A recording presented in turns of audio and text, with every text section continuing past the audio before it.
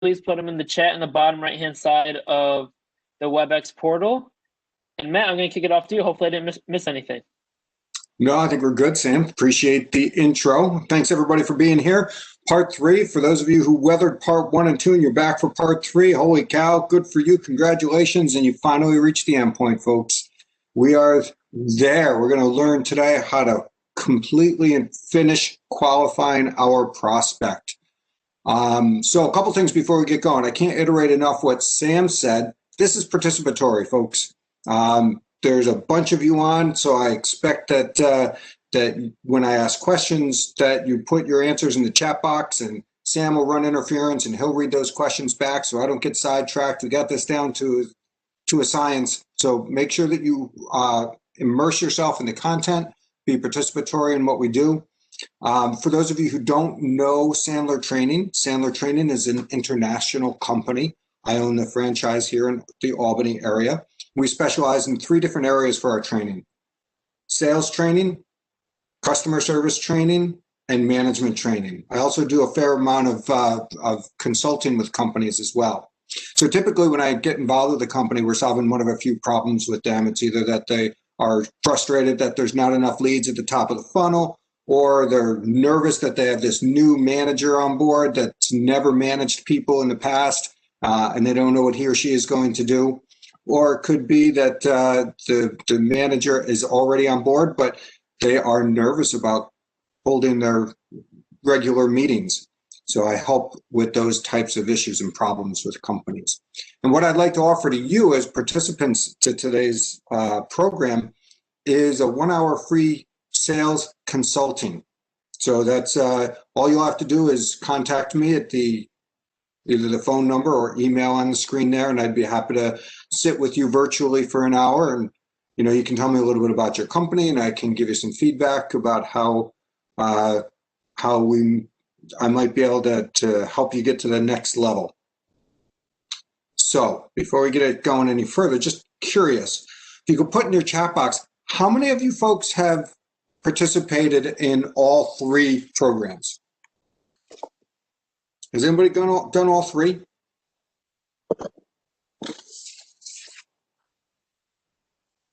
Sam, we got anything in the box there? Yeah, Scott is definitely, he said yep. And I'm looking at some of the attendees list here, and a lot of the names look familiar. So I know we have a few more people. However, maybe they're still looking for the chat box in the WebEx.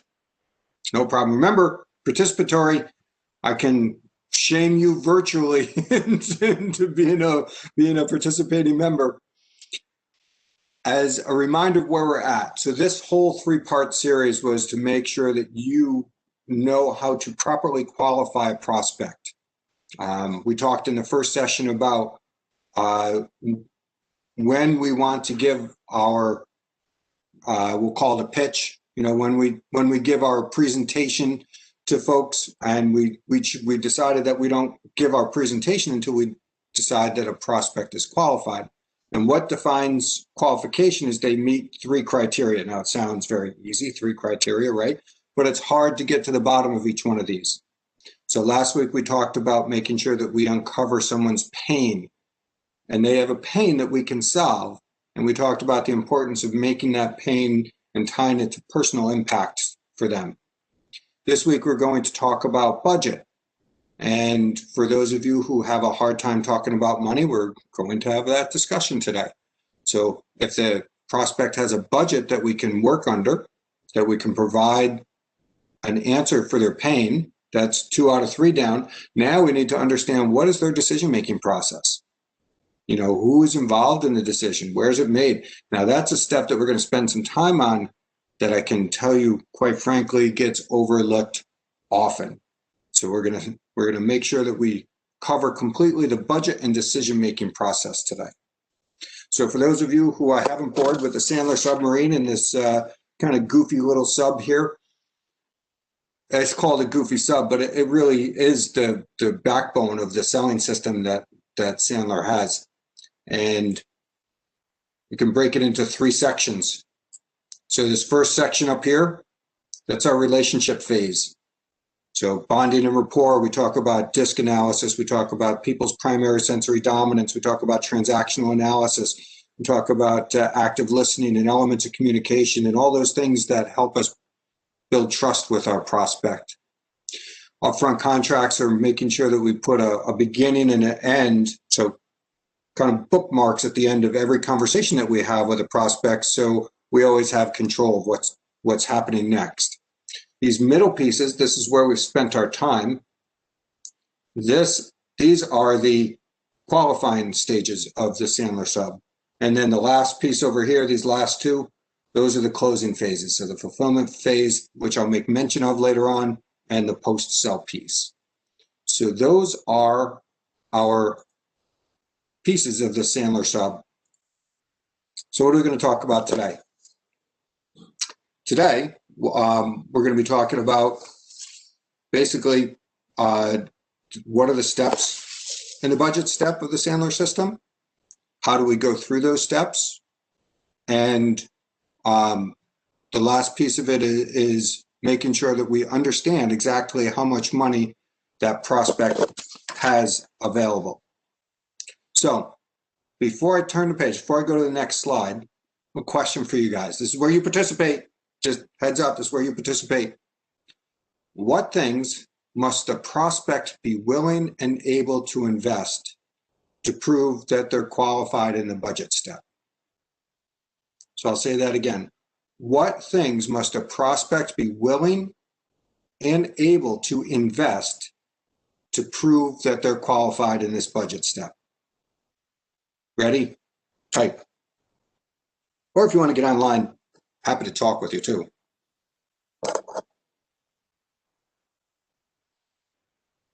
All righty, Matt. Let's see. Time and money from Bonnie. Time, money. You got two. Good. Great job, Bonnie. Scott mentioned time and background information. Background information, that's good as well. We have Aaron mentioned time, energy, information, and money. All good answers. Excellent. You guys have your heads you're in the right spot. Too many times when I talk to people about budget, and I don't technically or really like to use air quotes, but a lot of times when I talk to people about budget, they limit it to money, and it's not limited to money. Carl mentioned detail about the pain in terms of dollars and time. Very good. So what we're talking about when we're qualifying someone is they need to be willing and able to invest money, time, and resources. And you all put a different kind of tag on resources, and you can look at it any way you want, but they have to be willing to invest those things for them to be qualified. They could have all the money in the world, but if they say, I'm not willing to shut my plant down to install the new widget, then are they really qualified? Just because they have money. The budget step doesn't say just because they have money, they're qualified. We have to make sure that we understand all of those things. Another thing that I'd like to bring up here is using the term investment. And you can type this quickly in the box. When you hear the word investment, what do you think of? If you invest, you get what?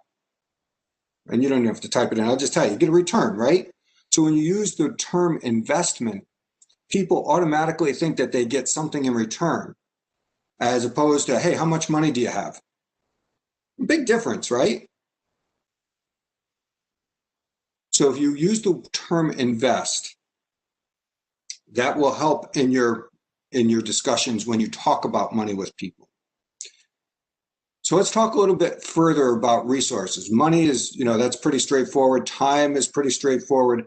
Tell me about your specific industry. What are some resources that might need to be invested by your prospect in order for them to be qualified?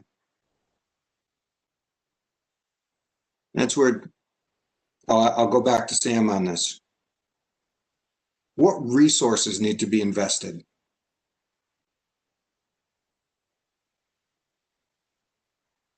Still waiting, Matt. Okay. Maybe we're getting some well thought out answers in the chat. Of course, I know we got a lot of smart people on this call. We got Carl, involvement in onboarding and data input. Really good. So we're talking about human resources, right? Yep. From Sarah, understanding of what is required of them to move forward. Sometimes it's info, sometimes it's money.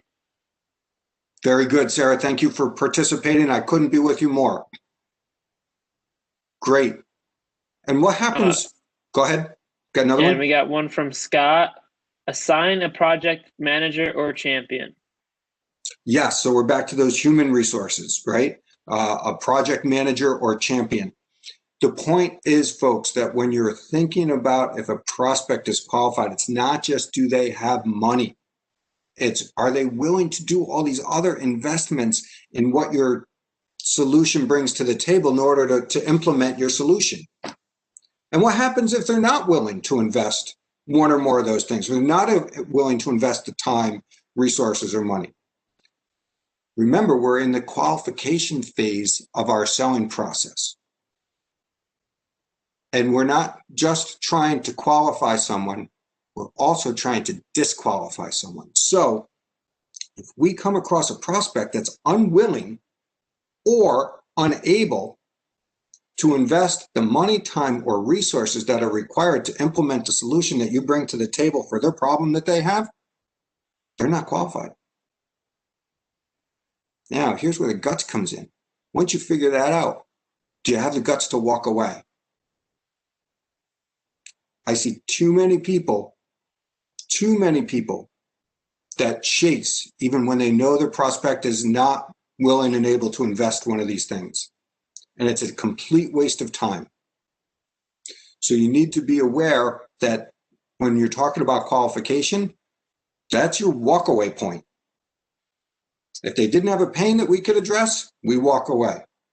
They don't have the money, time, or resources that they're willing and able to invest, we walk away. Talking about qualifying. Next piece I want to spend a little bit of time on. We're going to talk specifically about money. So you know what the time requirements are for your product or service. You know what the extra resources are that are required for your product or service. Most of the time, people have a hard time talking about cash. So let's spend some time talking about money here. And we'll talk about the technical side in a little bit. But there's a conceptual side of having discussions around money that's real. And you see the title of the slide is roadblocks. Many times we put up roadblocks so we can't talk about or don't want to talk about or choose not to talk about money, which is so important. But if we can turn those roadblocks into building blocks, then we can have that two-way communication with our prospect. So let's spend some time talking about what are our money concepts. And I'll ask, well, not yet. So I'll talk a little more about money concepts. So many of us have different types of concepts about money. Some of us talk about money freely. It's no problem for us to talk about money. Some of us have major roadblocks when it comes to I can't talk about money. That's not cool. You know, or it makes me uncomfortable when I talk about money. That's your money concept. Some people have a healthy money concept. Some people don't have a healthy money concept. And I can tell you, for those people that don't have a healthy money concept, it's hard to have this conversation. I don't care how technically savvy you are about having those budget discussions. If your concept isn't there, your attitude isn't there, then it won't work. It just won't work for you. So here's a question for those of you that have a hard time talking about money. Do you put your money concepts onto your prospect? It's an interesting thought, right? So you think a certain way about money. Do you put your money concepts onto prospects? Sam, was there a comment? We got a question, from Aaron. How do you define quote unquote walk away? Okay, so we'll go back to the previous. I talked about walking away is basically disqualifying a prospect. So it's not like I'm going to just close my book, get up and walk away from the table. So the conversation might sound, Aaron, something like this. So, Mr. Prospect, in order to implement our solution, you're going to have to do X, Y, and Z. Are you willing and able to do that? Mr. Prospect says, you know what? I'm not going to shut down my plant on Saturday morning so you can implement the widget. And what I would do there is I'd kind of fall back a little bit and say, well, you know, if you're not willing to close the plant down, how are you thinking that we're going to put the widget in place? And let him or her wiggle his or her way out of it. If they can't come up with a good answer, they'll say, you know what? I don't know, Mr. Prospect. Sounds to me like maybe we should be tabling this for another time when you have the desire to close the plant down on a Saturday, or we figure out another way around it. How would you like to proceed? So I'll fall back. I'll kind of take it away from them a little bit. It's called negative reversing. So I'll take it away a little bit. Let them fight to get it back. If they don't fight to get it back, then I'll say, well, you know what? Maybe we should just stay in touch kind of quarterly and see if anything's changed. But until that time, it sounds like we probably, you know, we don't have a reason to move forward if you're not going to close the plant down. That may sound a little bit rough, Aaron, but I think you get the idea. Is when I say close the door, I mean, you know, stop the conversation. Don't waste your time. So here's a non-sales example. I hired a lot of people over the years. If I have an hour set aside for someone to come in to interview with me, and I know in the first 10 minutes that they didn't bring their resume and they haven't asked any questions and they come in looking like a slob and, you know, what are the other things? I won't spend an hour with them because there's an hour dedicated. I'll stop the interview right there and say, I'm sorry, we're not a good fit. Why wouldn't I do the same thing in a sales role? So hopefully that answers your question. If you have anything specific, Aaron, I'd be happy to answer it after as well. So let's talk a little bit more about those conceptual ideas.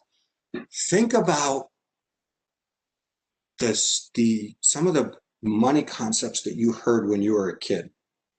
Just close your eyes for a second, 5 seconds, bring yourself back to a young child, probably 6 to 10 years old, 6 to 12 years old, and think about what are some of the things that you heard from your parents about money.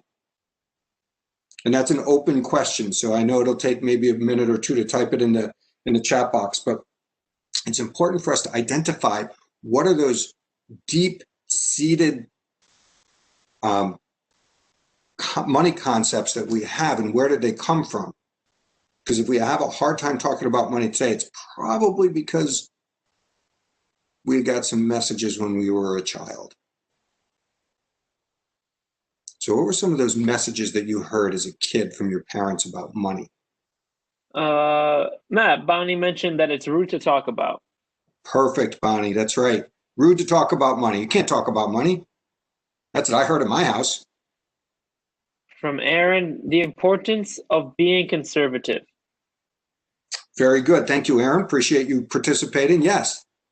So that goes on kind of that goes on the conservative side, right?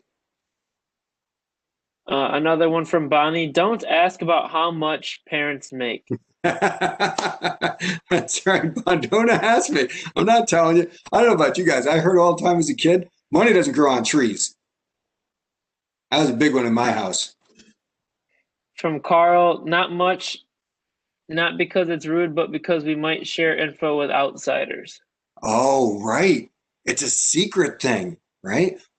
What we have is ours, and we can't share that with anybody else, because if we share it with someone else, then they're going to take advantage of us. Oh, Carl, that's a good one. That's a really good one. From Sarah, my parents talked openly about money, but we didn't have a lot of it. Going to the bank to do the weekly paycheck deposit was sacred. Good. So that all these things that you folks are bringing up in terms of the messages that you heard when you were a child, they still resonate in your brain. And you have to, if they were negative concepts, the other thing that I heard a lot as a kid, my father, I just asked my father, hey, Dad, can I get a wiffle ball and bat? And he said, what do you think, I'm made of money? Like, I heard that all the time. So why should it surprise me that when I get into my first sales role and I have to talk about investments made, that I have a hard time doing it? Of course I have a hard time doing it. I've been told I shouldn't talk about money my whole life. And now all of a sudden, now I have to talk about money. I've been told it's rude to ask people for money my whole life. And now I have to ask people for money. It's crazy, right? So there's a lot of these conceptual pieces of the budget step. If you don't get over the conceptual pieces and you don't build those building blocks and you continue to put up roadblocks, it's going to get in your way. Clearly, it's the definition of a roadblock, right? There are many other pieces. We could spend another 45 minutes easy talking about the technical pieces. I want to bring up one or two more before we move on. Think about, again, conceptually, when you talk about money, what does your tone and your voice sound like? Do you become meek and mild? Do you become authoritative? Does your voice start to crack? Do you start to talk a little faster? What does your body language say? So when you ask someone about money, do you put your head down? Do you break eye contact? Do you wiggle in your seat a little bit? Do you stand up straighter? What ego state are you in? Are you in kind of an adaptive child kind of ego state where you're going to say anything that the prospect wants to hear and you're going to discount just to get the business? Or are you in a nurturing parent ego state where you're like, I understand it's hard to talk about business or to talk about money, but I think we're at the point in our conversation where that's got to happen. Do you understand someone's disc style when you're having these budgetary conversations? Because you're going to talk to a D way different than you're going to talk to an I or an S or a C. And those of you who aren't familiar with disc, maybe that's a conversation that we should have, because that's a huge help in your communication. Does anybody have a time? You know what? We're just, for the sake of time, I'm gonna actually skip that little question. So the take home from this slide is that there are definitely technical and conceptual pieces to having those discussions around money. And if you don't have good money concepts, it's very hard to overcome. Okay? Questions, comments, concerns, put them in the box to Sam. Otherwise, we're going to move from the conceptual piece into more of the technical piece. On the technical side, if you haven't figured it out, Sandler is extremely process oriented, right? So we have a process for our selling system. Within each of those compartments, we have a process for how to complete those compartments. We know exactly what boxes to check before we go to the next one. So it shouldn't come as a surprise to you that within the budget step, we have 3 steps. We have a process within the budget step. And the first thing that we do when we have those budgetary conversations is to summarize. And why is it important to summarize? Before I even talk about anything, first of all, what do you think we're summarizing at this point? And second, why is it important? And it might be easier to talk if anybody wants to you don't even have to show your video, just to talk, to save a little time from typing. So what are we summarizing and why is it important? That's my question to you.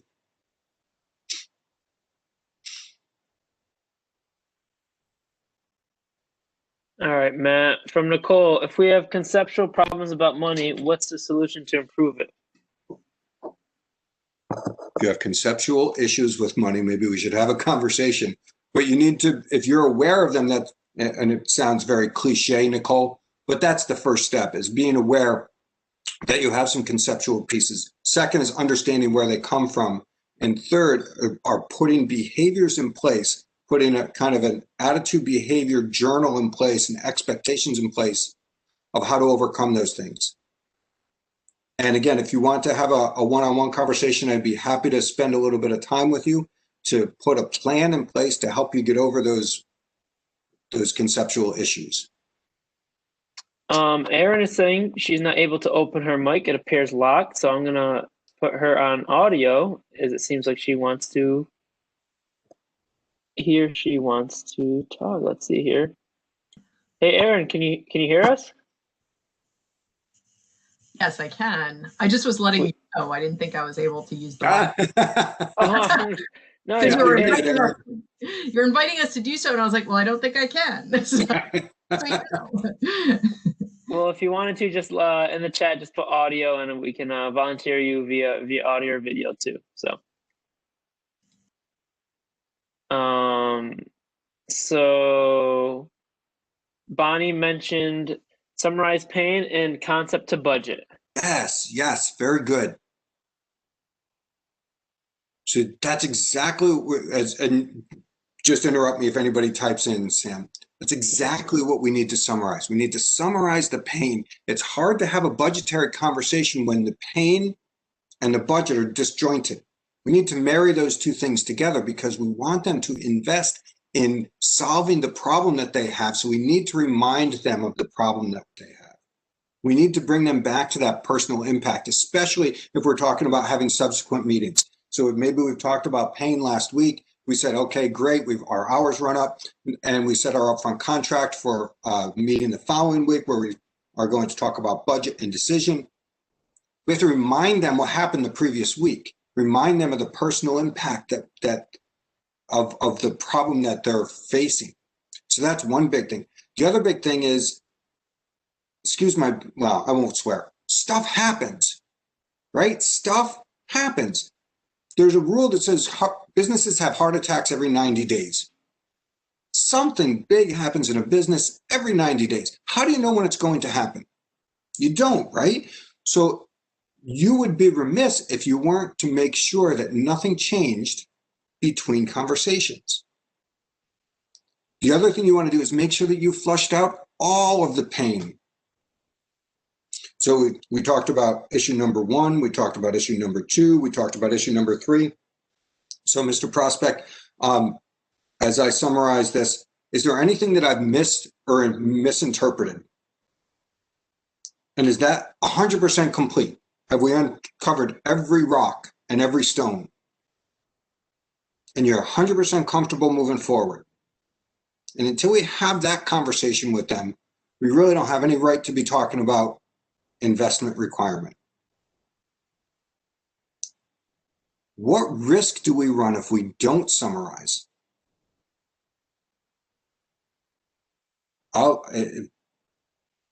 Very easy. What risk do we run if we don't summarize?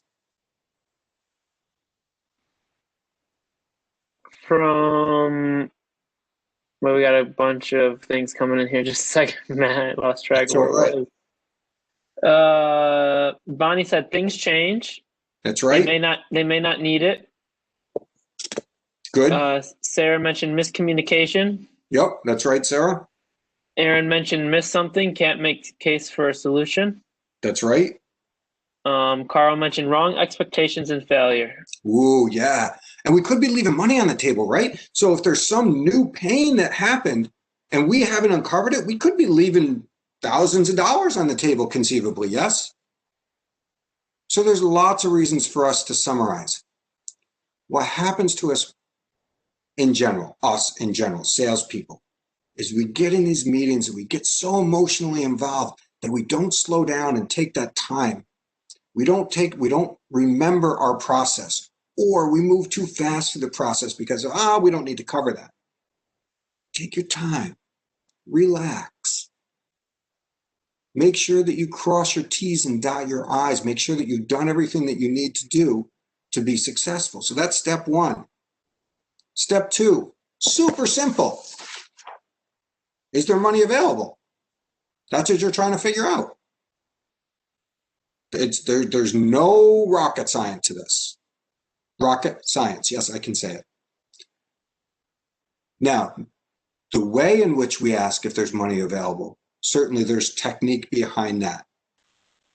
We want to make sure that we are in that nurturing parent type of mindset when we have that conversation.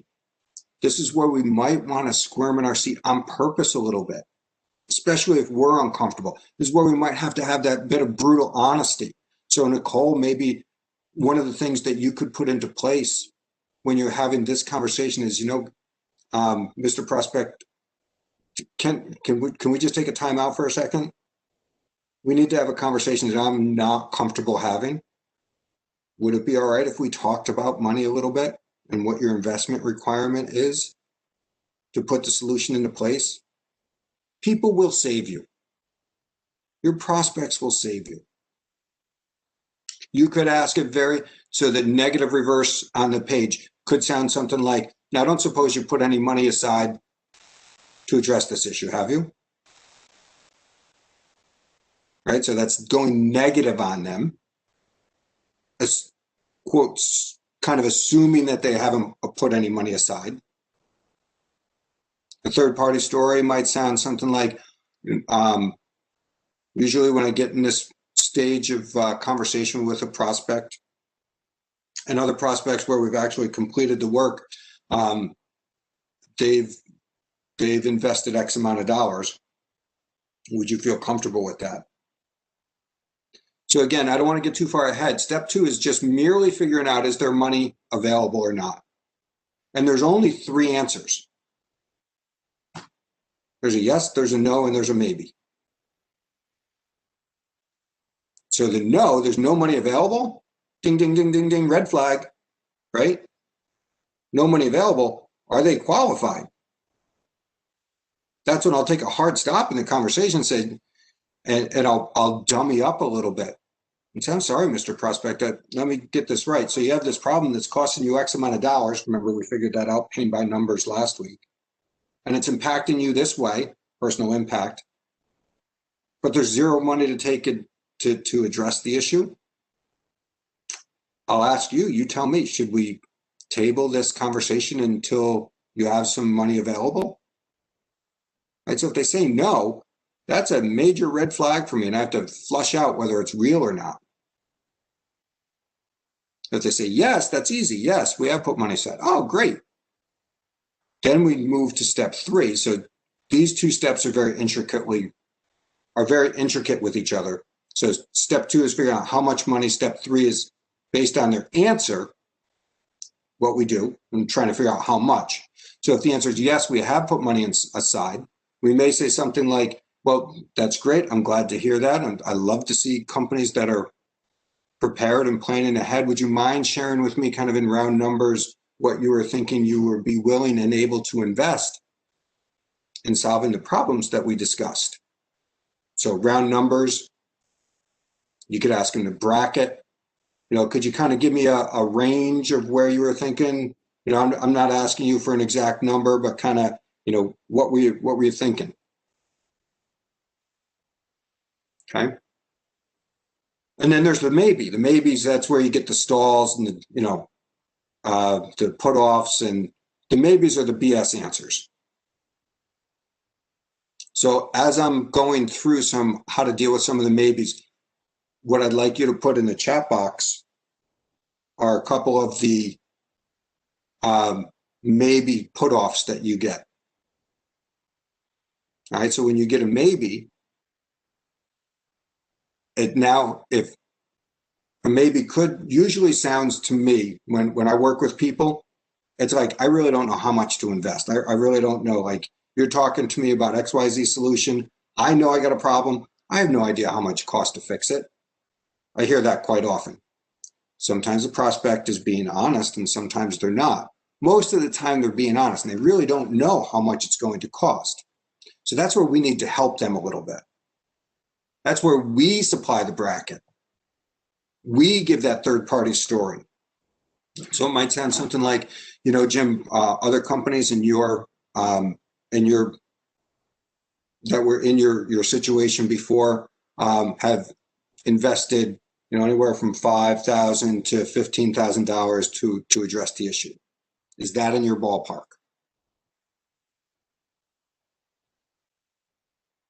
So that's one way to do it. Sam, was there a comment?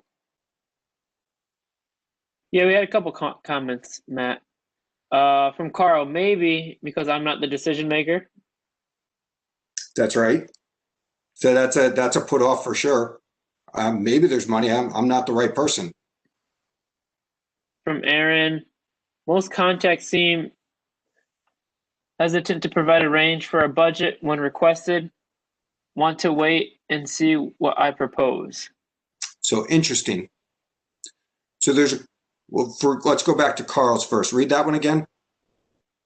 Because I'm not the decision maker. Right. So right there, so that falls into the, I'm going to move into decision making momentarily, but that's a stop to me, Carl. It's like that's fine. I understand that you're not. So who should we get in the room here with us, or should we reschedule a call? So that's in Carl's situation. That's what I would do. In Aaron's situation, when someone won't share a budget with me, I have to ask myself, why won't people share a budget with me? Aaron, I'm not sure that you were with us in that first class or not. The first class we talked about prospects having a selling system and a traditional sales system, and the lack of trust that traditional salespeople have with their prospects. And their prospects hold information, they withhold information, and they lie about things. It could be that they don't trust you. I'm not saying it is. I don't know you. I'm just saying that's one of the possible answers. Is usually when people don't share with me, and they really do have a number, it's because they don't trust me. And I'll go back and I'll fall on my brutal honesty and say, you know what? Usually at this part of the conversation, I have a really good interaction and good rapport with someone, and they don't really have a problem sharing their investment requirement with me. I must have done something wrong along the way. Can you help me figure out what I did wrong, and maybe we can dial it back, and you can help me. So I got one more, Matt. Maybe because they're not sure if this is in the budget for the year. Could be if it's not in the budget for the year. Then again, I got that yellow flag coming up. Do I really want to proceed? I'm not going to give them a presentation until I know they're qualified. I'm just not. I mean, it's a waste of my time, and I'm giving away free information. It doesn't work like that. So remember, the third step is figuring out how much. Now, if they don't have enough money, if you figured out definitively they don't have enough money for your solution, what do? What you could do is sell them a monkey's paw. So for those of you who aren't familiar with a monkey's paw or monkey's claw, if you've ever been on a cruise ship or seen a cruise ship, they're huge, right? They got their lines that they tie them up to the dock. They're this big. So it's impossible for a man or a woman to take it and throw it over the side. So what they do is they take this little monkey's paw and they whip it up to the ship, and they wrap this monkey's paw around the big, huge line, and they pull it in. Don't you like all my hand motions? It's pretty good. I'm watching myself in the thing. And they pull it in. So the monkey's paw is a small sale in hopes to get that bigger sale. Now, it's not simply a small sale. A monkey's paw is meant to bring in the larger thing. So can you sell them a piece of the entire thing? Now, I'm not sure if anybody on this call has a monkey's paw that they utilize in their business or not. Sometimes I have a monkey's paw. So if I have a company that I'm working with at Sandler that has 50 employees and they're not ready to invest the amount of money required to train all 50 employees, I'll say, well, over the amount of time that we originally discussed, I said, well, you know what? When do you think you'll get the rest of the money? I'll say, well, we can budget it into 2021. Fine. Why don't we do a small engagement now for a month, or whenever I talk to them, and then in December we have that follow-up conversation about the remainder of the engagement. That's a monkey's paw. So think about how you could implement a monkey's paw in your business. Before we move on to to decision making, leave you with a rule. You can't lose what you don't have. So what does that mean? Can't lose what you don't have means don't be scared to end the conversation. You don't have it yet. You can't lose it. You don't have it. So we're in the qualification phases, folks. Okay, moving forward. The decision-making process. What do we need? What are we going to figure out in the next 15 minutes of how to figure out our prospects decision-making process. So we're going to talk about the elements of the process, the outcomes of the decision-making step, and what to do with a qualified prospect. And if you guys haven't figured this out yet, this is a flyover of the Sandler stuff. Some of the topics in here, like we could spend a day, or not a day, that was an exaggeration. We could spend a 2-hour class just talking about negative reversing. We could break budget into 3 different 2-hour classes. This is just an introduction to get you an idea of how to qualify people. So, in our budget step, what do? We review the pain. Review, surprise, right? Why would we review? We already went over all those reasons why we would review. I'll say that 3 times fast. But we review because we want to make sure nothing's changed. We want to make sure we've got all the pains, make sure nothing's changed in the budget. And then we start to have a conversation about their decision-making process. And then we're still qualifying folks. We're still not at the point where we're telling them all about our solution. We're still trying to figure out, do we understand the way they make decisions? And to be very clear, the decision-making step is not asking for a decision from the prospect. It's us understanding how they make decisions of purchasing. So we could easily disqualify them at this point. If we don't understand, or we don't agree with, or we don't want to play by the rules of their decision-making process, we can easily disqualify them. If you want to know the decision-making process in a nutshell, it's this slide. Who, what, when, where, how, and why. What decision, let's start with the why. Why do they make decisions the way that they make them? You should understand that, right? Is the why based on, this is the way we've always done it? Is the why based on we're going with the cheapest product? Is the why based on we have a committee and we're taking the recommendation of the committee? Why are they making the decision the way they make it? When they make the decision. Anybody who's been in sales long enough, I'm sure, has come across the when, right? You think you got it closed, you're patting yourself on the back, you had the happy years, you're like, woohoo, yeah, closed it, baby, look out. And then you go, you have your next conversation with the prospect and they're like, yes, we're ready to purchase in 2024. And you're like, been burned because we didn't understand the when. It's part of the decision-making process. Now the where. Now where, clearly it could be geographic. If you're working with a big company, is it made in Dallas, Texas, or is it made in Albany? But it could also be where, especially in a big company, where in the chain is the decision made? Is this a first level management decision? Is it an upper management decision? Is it a C-suite decision? Do you understand where it's made in the company? And do you have access to those people? Do you understand exactly what they're going to be deciding? This is a big one. What are you deciding? Are you deciding on a full solution? Are you going to be deciding on a partial solution? What are you deciding? Are you deciding that you're going to be moving forward this year or next year? What exactly are you going to be deciding? How do you make the decision? Excuse me. Is it whoever comes in at the lowest price? Is it an RFP process? Are there 3 companies? Is there competition? And you're going to pick the best one? Do you really understand how the decision is being made? Is it a vote at the board level? And who's making the decision? Usually when you talk about decision making, everybody says, oh, I've got the decision maker. That's who, okay? What about the why, when, where, what, and how? Think deeper about the decision-making process. Think more than who. And I can tell you definitively, no matter what, there is always more than one decision maker. I'm a sole proprietor. There's always more than one decision maker, because guess what?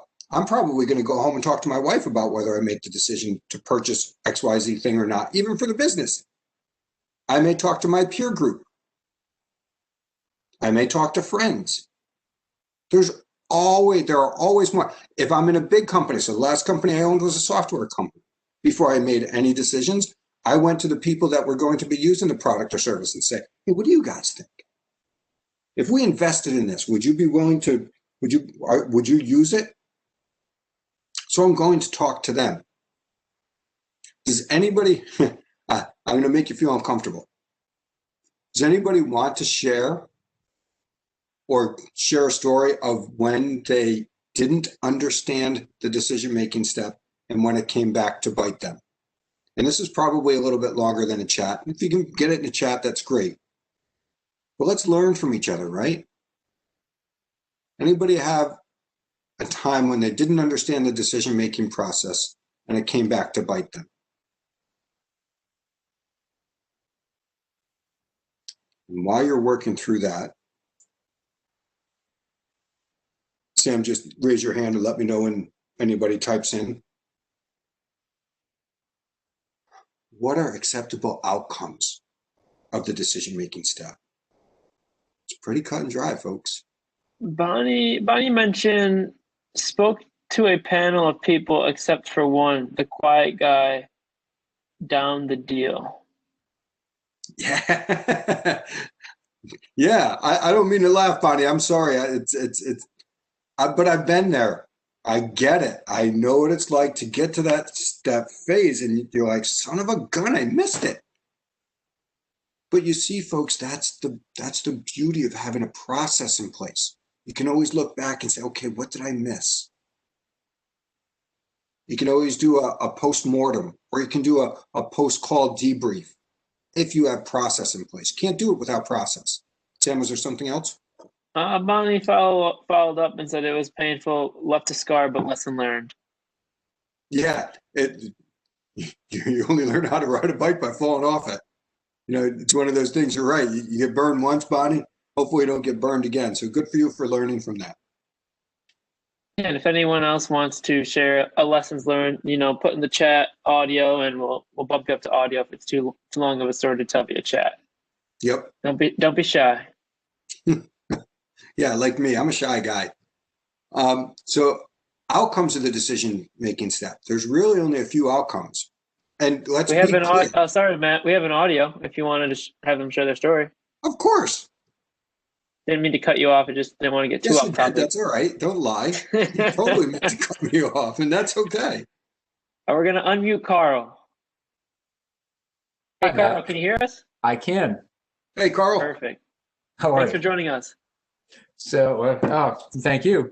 Yeah, so actually, I have maybe a unique, not terribly unique situation, but I think when you're asking this question, I think most people are thinking, it's a new prospect. They've never sold to them before. I have one where I was an existing customer and I was not able to get them to renew.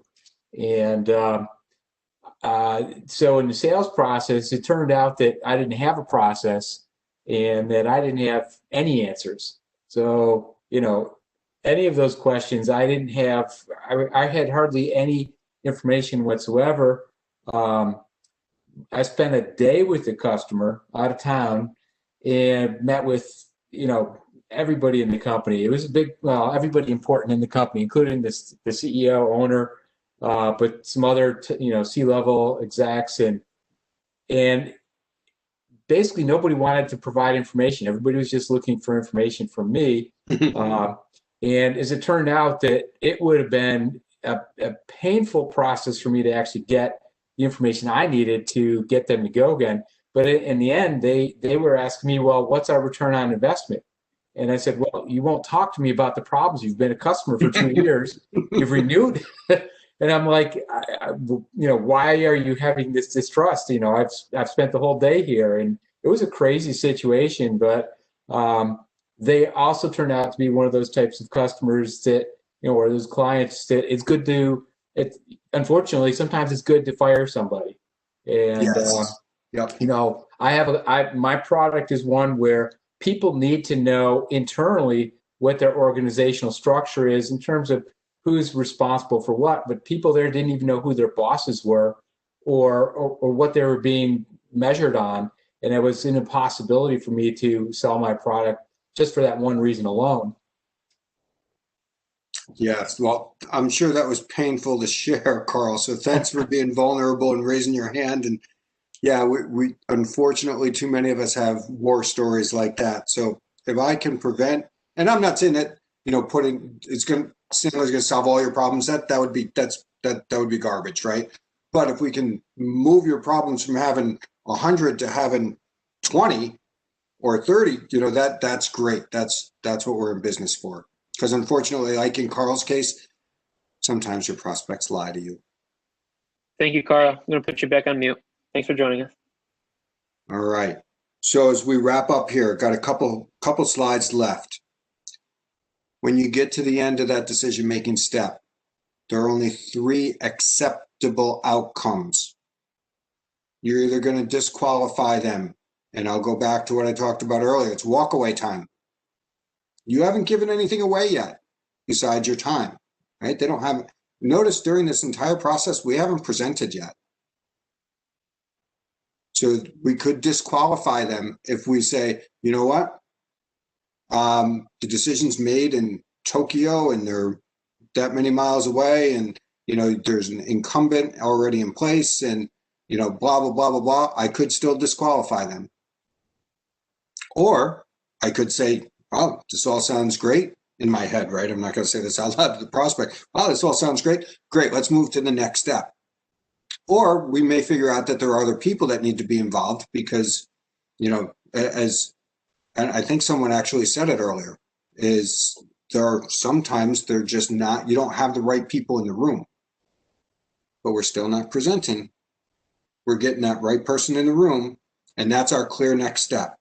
So basically right back to, and I know you guys haven't been introduced to the Sandler upfront contract, but like with anything that we do, there's a yes, there's a no, or there's a clear next step. There's no, hey, we'll think it over or any garbage like that. So let's say we have ourselves a qualified prospect. What do we do with them? Well, first of all, what's a qualified prospect? Did I beat it into your heads enough? They have a pain that we can solve, a budget that we can work under, and a decision-making process that we understand. It's as easy as asking them, what's our next step? What should happen next? You'll be surprised at how many times the prospect just says, I'm ready to move forward. Where do I sign? If you've done the 3 steps right in the qualification phase, you will be amazed at how many times you don't have to put together a proposal. You don't have to put together a presentation because you problem solved with them the entire way. I'm telling you, you will be amazed. So before you just say, hey, when can I come in and give that presentation, or can I send you a proposal? Just make the simple question. What do you want to have happen next? It's pretty powerful. And then if you do have to make a presentation, understand exactly what you're doing. Make sure you get the decision makers there. Make sure that you get a yes or a no at the end of that presentation. I say make sure. Do your best, right? There might be some, you may have decided that you're willing to accept the decision-making process if they're getting 3 bids or they're seeing 3 different clients. In that case, maybe you can't ask for a yes or no at the end. But if I know I'm the only one, I should get a yes or no at the end. Understand what it means to present. Gosh, for a guy that doesn't like to do air quotes, I think I've done them 3 times today.